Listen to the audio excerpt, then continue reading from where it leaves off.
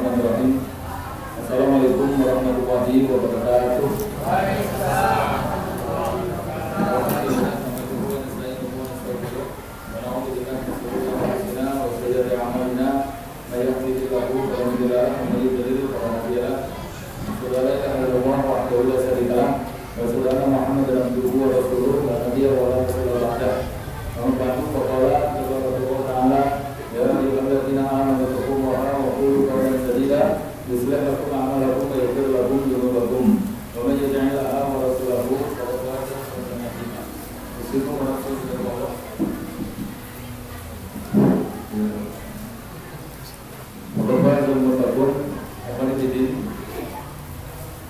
Bapak-bapak, ibu-ibu, evan yang dimuliakan Allah, kita bersyukur di pagi hari ini Allah pertemukan kita di masjid yang kita cintai. Semoga lewat perantara taklim di pagi hari ini Allah berikan banyak keberkahan, kebaikan, serta hadirnya kita di majelis taklim ini menjadi salah satu penyebab Allah memudahkan kita masuk surga. Karena salah satu pintu yang memudahkan kita masuk surga itu adalah pintu thalabul ilmi. Ali bin Abi Thalib mengatakan maka thalabul ilmi karena pintunya tithalabihi. Siapa yang posisinya itu dia berada di majelis ilmu, maka posisi dia itu sebetulnya menuju kepada surga. Maka fi maksiyatihi kana finnar tithalabihi. Kemudian kalau posisi dia melakukan maksiat, maka sebetulnya dia itu berada pada jalur menuju neraka. Maka Nabi juga mengatakan man salaka tariqan yaltamisu fihi ilman sahabahu bi tariqan ilal jannah. Siapa yang mau menempuh jalan keluar dari rumahnya dalam rangka mencari ilmu, maka usaha dia mencari ilmu itu akan dimudahkan masuk surga. Itu yang menarik kata Ibnu Katsir ketika kata Imam Nawawi itu kita jelaskan hadis ini. Kenapa orang yang mau keluar mencari ilmu dimudahkan masuk surga? Beliau mengatakan ada 3 penyebab besar kenapa orang yang mau hadir di majelis taklim itu dimudahkan masuk surga. Pertama, kata beliau, ketika hadir itu dia dapat keutamaan lebih, yaitu dengan mendapatkan teman-teman yang soleh. Nah, teman soleh ini yang memudahkan dia masuk surga. Ada nasihat dari Utsman bin Affan. Beliau mengatakan mujalasatus sholihin fadilatun wa ibtida'u anha wajibatun. Mengikuti atau akrab dengan orang soleh itu sangat ditekankan karena fadilahnya besar. Kemudian menjadi orang soleh itu hukumnya wajib. Maka sering bermajlis dengan orang soleh itu akan banyak mendapatkan kebaikan. Nabi mengatakan nadrul mu'min alal mu'min tajilul qulub. Memandangnya orang mukmin satu dengan yang lain itu akan menghidupkan hati. Maka ketemu orang soleh itu akan menghidupkan hati. Kalau Imam Hasan Basri mengatakan ikhwanuna agharin dalam minahina, kita ketemu orang-orang soleh atau ikhwan itu ternyata harganya lebih mahal dibanding ketemu keluarga kita. Kenapa? Ikhwanuna yudhakiruna al-akhirah wa ahluna yudhakiruna al-dunya.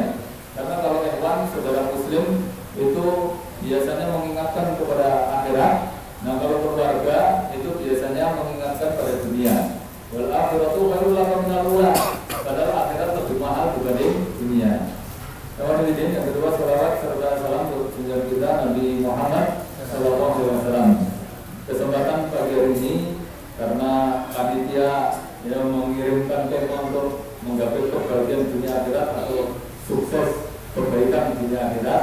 Nah, kita kasih satu nasihat dari Imam Syafi'i tentang kebaikan dunia akhirat itu di 5 tempat. Ini beliau menjelaskan tempat kebaikan dunia akhirat itu ketika menjelaskan doa yang paling masyhur, doa yang membahas seluruh kebaikan dunia akhirat yang termaktub di surat Al-Baqarah ayat 200. Itu kalau orang Jawa nyebutnya doa sapu jagat karena memang doa yang mewakili dan meliput semua keinginan seluruh manusia. Kalau Ibnu Katsir menjelaskan ayat itu, kalau kita tuh bingung minta apa kepada Allah saking banyaknya permintaan, maka dengan doa ini sudah mencukupi semuanya. Karena inti semua keinginan manusia itu cuma 3. Pertama, mendapatkan kebaikan dunia. Misalnya pengen rezeki banyak, pengen anak yang soleh, kemudian istri yang cantik, kemudian pengen punya dompet yang tebal, pengen badan sehat, pengen tetangga baik, pengen rumah luas, pengen apapun, itu nek diringkes itu ya kebaikan dunia itu. Kemudian kita pengen dapat ridho Allah, pengen selamat dari azab kubur, pengen melewati sirat itu selamat secepat kilat, kemudian pengen dapat buku catatan amal dari tangan kanan, itu nek diringkes itu kebaikan di akhirat. Nah kemudian kita juga pengen supaya tidak tersentuh api neraka. Itu tiga saja ini sudah mewakili semuanya. Maka doa yang selalu diulang-ulang ya, itu adalah doa tentang kebaikan dunia, Rabbana atina fid dunya hasanah wa fil akhirati hasanah wa qina adzabannar. Dan kita minta keselamatan dari siksa neraka. Nah ini yang pengen kita kaji tentang apa saja real, bukan real kon ya, real amal untuk menjadikan kita bisa mendapatkan kebaikan dunia akhirat itu. Karena kadang-kadang kita pengen ini ngerti jalurnya, yang berpengen toh ono kasih pengen. Saya yakin jenengan kabeh pengen surga.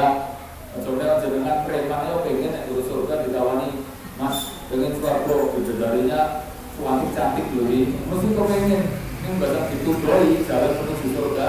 Ini itu abot tibae, akhirnya dia enggak mau wangnya masih di jalan surga ini penuh lika-liku dan banyak hal-hal yang tidak saya sukai. Ya memang menemui karena memang surga kata Nabi dikelilingi hal-hal yang tidak kita sukai. Hufatul jannatu bil makarih. Nah surga dikelilingi dari hal-hal yang kita benci. Wa hufatul nar bisyahwat. Tetapi kalau neraka itu dikelilingi hal-hal yang cocok dengan hawa nafsu kita. Makanya peminat surga lebih banyak, peminat neraka itu lebih banyak dibanding peminat surga. Coba misalnya pengajian kok ngisi aku, paling sing teko yo ini. Coba misalnya si hadir itu dulu lah bersama ustadzah jadi Persib kalau masalahnya ada unsur sahabat di situ itu, ada unsur cocok dengan hawa nafsu. Kalau nggak cocok dengan hawa nafsu, kan biasanya peminatnya sedikit. Itu yang menjadi bagi mongkol. Maka saya nukilkan salah satu keterangan dari Imam Syafi'i ketika beliau menjelaskan ayat tadi, di mana letak kebaikan dunia akhirat. Kan orang-orang akhir kebaikan dunia akhirat itu biasanya pada duit atau jabatan atau kekayaan itu memang rata-rata manusia begitu. Ruangsannya dari jabatan, dari pejabat itu mesti api, atau kalau dari uang sugih mesti api, terus bahagia. Nah ini belum tentu ini. Ya maka saya ingin sampaikan bahwa asli letak kebaikan dunia akhirat yang antum kalau punya, ini kata Imam Syafi'i, kalau antum punya 5 amalan ini dijamin hidup kita itu baik terus, gak ada baiknya. Pokoknya penak terus, orangnya penaknya, seneng terus, orangnya senengin. Padahal hidup itu kan pasangan tuh Pak, penak karo penak, seneng karo seneng, api karo api. Itu nek kanggo wong umum. Nek antum bisa ngamal iki 5 ini dijamin api kabeh, orangnya sing rapi, seneng kabeh, orangnya sing nyenengke. Apa itu? Kata beliau, khairud dunya wal akhirah fi khamsatil hisal. Kebaikan dunia akhirat itu kata beliau di 5 tempat. Al-awwal yang pertama fahmuddin, paham agama. Kasih satu persatu sih ya. Karena dibacakan 5 langsung menunggu satu-satu masa bercandain menurutnya. Nomor 1 kata beliau, kebaikan dunia akhirat itu pada pemahaman agama. Semakin bagus pemahaman agama itu, maka semakin baik hidup antum. Makanya ilmu itu menjadi imamnya amal. Antum punya duit, nggak punya ilmu, maka duit menjadi malapetaka. Antum punya jabatan, nggak punya ilmu, mesti jadi wong dolim. Antum misalnya dua anak paham agama, itu jadi siksaan untuk bapaknya. Punya istri, walaupun cantik tapi nggak paham agama, itu bikin suaminya bisa berubah rambutnya gara-gara istri nggak paham agama. Makanya suami yang ubanan itu penyebabnya melakukan utang biasanya bojone galak. Itu tak selidiki ngono-ngono kuwi, karena memang nggak paham agama itu bikin cepet nyetor tekanan batin. Atau kalau nggak galak biasanya mudah turun terus mati disini. Maka antum lihat juga rata-rata kalau di sensus itu wong lanang mesti mati duluan dibanding wong wedok. Di tempat saya tuh rondo karo budok jelas kayak rondo kuwi. Karena nek budok ae nek 30 lho termasuk ibu mertua kuwi. Gue itu oke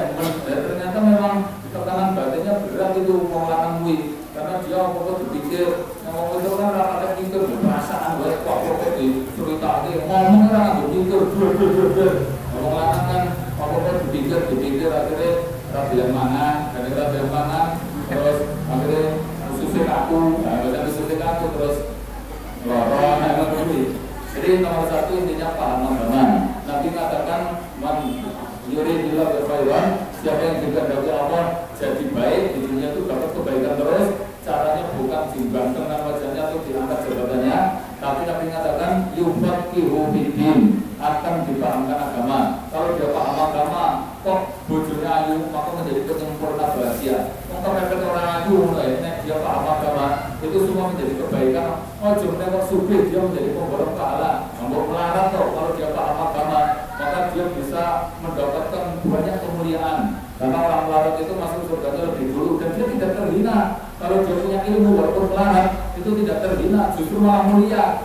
Jadi gini, Allah itu membagi manusia kaitan mulia sama enggak ini gara-gara duit ada 4 golongan.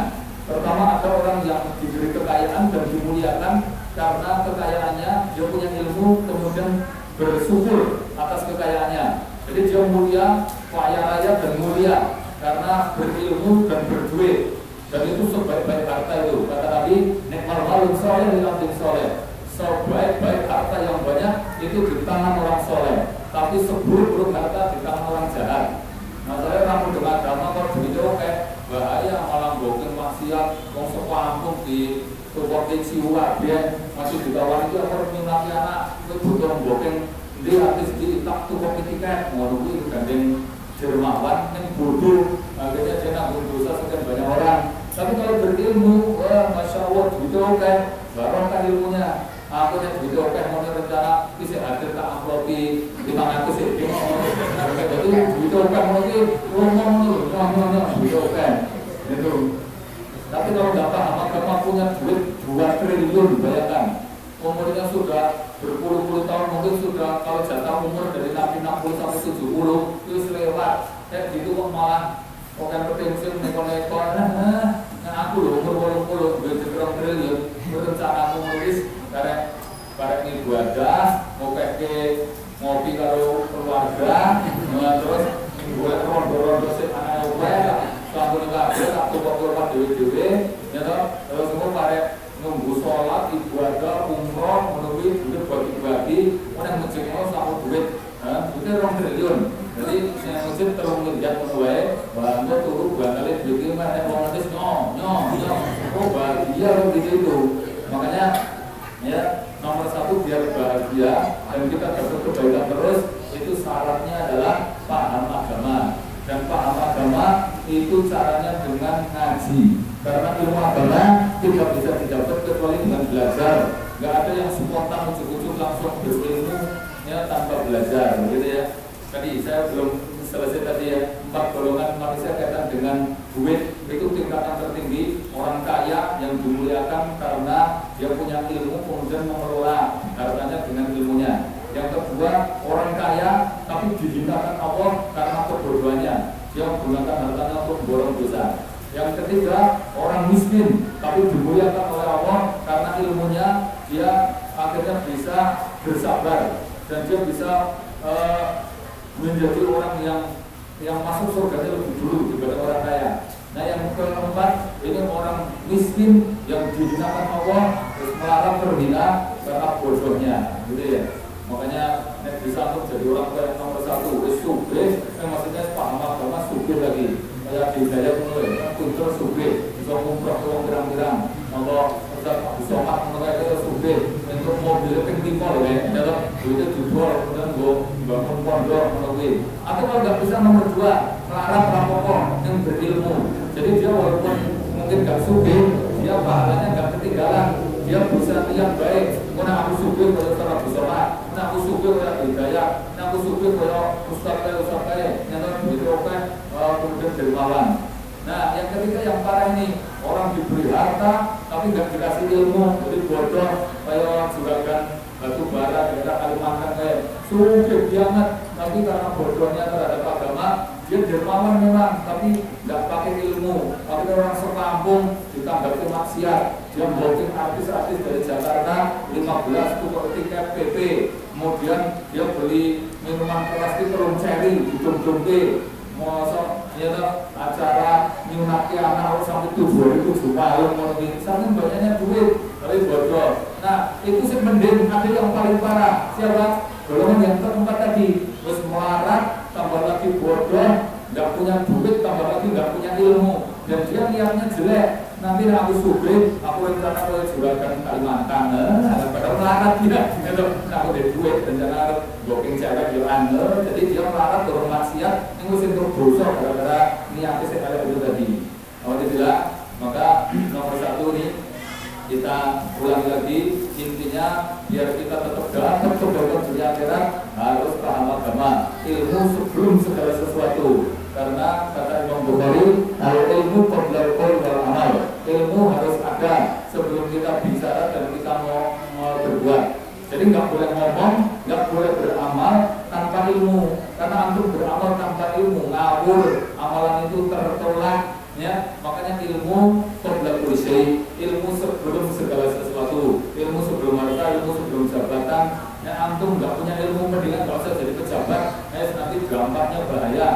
Pejabat kok nggak paham agama, punya kedoliman orang sak Indonesia didolimi kabeh. Nek punya ilmu agama apa-apa, jadi dia punya kekuasaan. Nah, misalnya aku jadi presiden ngono, langsung no ya toh. SK tak cah dari kabeh no ya. Terus kabeh tempat-tempat maksiat langsung tutup kabeh no. Ini rencana. Terus pengajian ini langsung subsidi itu APBN tentang garpe kalau negara langsung menteri keuangan tak ada ini. Saya pengajian saya desa terutama magetan mulai subsidi anggaran negara mulai rencana aku ini. Aku dari presiden masalah aku dari presiden mulai. Kemudian nomor jadi itu intinya nomor satu paham agama. Sebelum saya lanjut yang kedua, cara supaya dapat ilmu agama itu hanya satu cara, yaitu dengan taklim. Taklim itu ada rukunnya. Karena kalau antum nggak penuh rukun taklim ini, itu nggak dapat ilmu itu. Rukun itu kan komponen yang harus ada. Kayak sholat, rukunnya ada takbir, rukun, sujud, fatihah, itu rukun. Kalau sholat nggak pakai rukun, nggak pakai sujud, sholatnya tertolak. Nah, sama ngaji itu ada rukunnya pak. Apa rukun ngaji? Ini ada di kitab Taklim, rukunnya ada 4. Pertama, sofirul mabda, sumber ilmunya itu benar, ya sumbernya. Jadi ustadznya atau ulamanya yang mengambil ilmu itu ulamanya benar dan ilmunya baik. Karena nggak boleh mengambil ilmu ke orang yang Islamnya nggak baik, itu nggak boleh. Kata Ibnu Sirin, kita ada ilmu wajib. Kalau yang turun ini adalah waktu baru. Ilmu itu agama, maka kamu ngambil ilmu tonton penilainya. Kalau orangnya itu sholatnya nggak beres, nggak boleh. Dulu para ulama ngambil ilmu itu ditonton, diintelisir.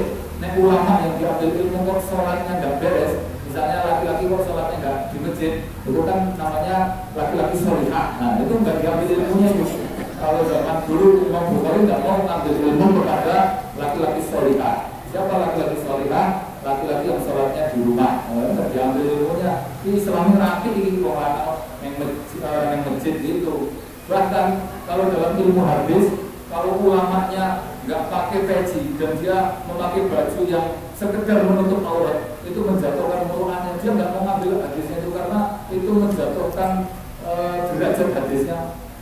Makanya ngisi pengajian aku ngambil peci, ngambil pendek, itu malah di sebelah ini karena itu bagian dari muruah ilmu itu di situ itu. Terus kata aku kan gembolan, tak tutupi jubah, kaya arep touring Pak atau mulai kemudian kan nutupi mungkin tak. Yang kedua, ini syarat atau rukun dalam taklim itu sohul adawat, wadahnya juga baik. Jadi ngaji itu harus punya wadah. Yang orang Jawa itu kan menyebut ngaji itu ngangsu kabro. Ngangsu itu kan ngambil air keluar dari ngangsu. Nah, ngangsu itu kan syaratnya sama dengan ngaji ini. Pertama sumber air. Masa kita ngambil air orang yang sumber itu ngangsu itu berarti ada sumbernya. Sumbernya pun harus jernih dan harus bagus. Karena kalau ngambil air kok sumbernya jelek atau kotor, tidak fungsi. Terus yang kedua namanya ngangsu, ngambil air ada wadah. Masa antum ngambil nggak pakai wadah, tidak fungsi. Maka wadah pun ya itu harus memenuhi syarat tadi. Ada syarat padanya itu apa? wadah itu syaratnya nomor satu harus terbuka. Nah, wadahnya mengkurut kayak gelas ini, kalau tertutup menuhi nggak bisa diisi air. Sama antum mencari ilmu kok hatinya tertutup, ini wadahnya ilmu pikiran sama hati itu yang tertutup, itu nggak fungsi. Aku ngaji loh ya, ini ojo mudik-mudik bab sirik. Saya mau ngaji tapi syaratnya ojo ngeritik bab ini, nggak itu tertutup itu wadahnya. Yang kedua, wadah itu syaratnya harus rapat, nggak boleh bocor. Maka kita mencari ilmu itu jangan ada bocor dengan maksiat, nah itu membocorkan ilmu. Yang ketiga, wadah itu syaratnya harus bersih, karena kalau kotor maka air yang antum dapat walaupun nggak habis tapi itu nggak murni. Misalnya antum ngambil air pakai ember, nah embernya itu ada telek pitik sak sendok misalnya. Nah kira-kira airnya apa fungsi? Airnya itu berarti sudah najis tercampur kotoran. Sama antum ngambil ilmu, jadi wadahnya sudah terbuka, kemudian juga nggak bocor tapi kotor, ada penyakit hati, misalnya sombong atau penyakit hati lagi yang lain, misalnya merasa gengsi, itu penyakit hati loh. Dalam mencari ilmu itu aja sombong-sombong, sampai sini sih. Balah, wong kuwi to. Mas, dah, wong kaya ngono nyata, mbok golekmu balik ke sana ganteng ngono nih. Aku sombong kok kuwi. Aku ora apa-apa ngono delek-delek ngono kuwi kulino. Terus dhewe ngono lho karep ngono kuwi. Mbok golek foto berarti ngono nih. Ya orang masalah apik elek penting itu antum tawadhu ya toh, golek ilmu walaupun yang nyampaikan ilmu itu lebih rendah dari kita loh. Nah itu memang benar nggak boleh ditolak itu. Itu termasuk penghalang ilmu masalahnya. Ada lagi syarat wadah itu apa? Syaratnya wadah ini harus tadi kan terbuka, terus bersih, terus satu lagi wadahnya itu lali loh aku ini. Pokoknya wadahnya kalau bilang syaratnya kan tadi syaratnya apa? Wadahnya benar, sumbernya benar. Yang ketiga, syarat mencari ilmu itu ada rela, ada usaha hadir di majelis taklim. Sama kayak antum golek banyu, itu harus keluar dari kamar. Masa golek banyu yang di kamar, itu orang golek itu jenenge. Namanya mencari itu harus keluar. Sama antum mencari ilmu itu nggak cukup cuma berguru sama radio atau bergurunya sama TV atau cuma lewat medsos, lewat HP. Sekarang itu loh, ada medsos kayak gitu loh. Itu ngaji yang berkurang gawe online kayak gitu toh, ternyata nggak pernah hadir di majelis taklim. Maka dia nggak akan dapat keberkahan ilmu karena kita